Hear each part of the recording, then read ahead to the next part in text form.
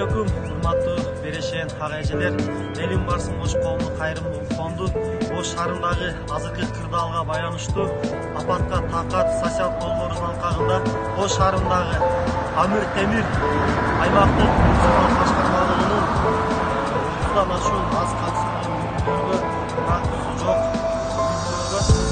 консулдук демөчүлөр тарабынан азык-түлүк башчылары жана жер жемиштер таратылып үйлөрүнө жеткирилди.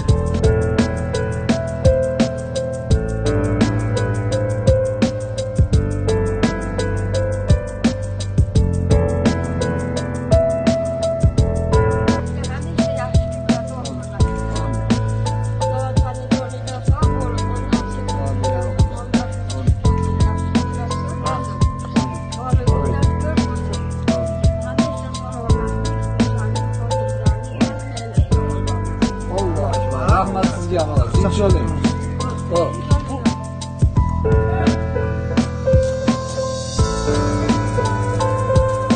Qanday istersiz?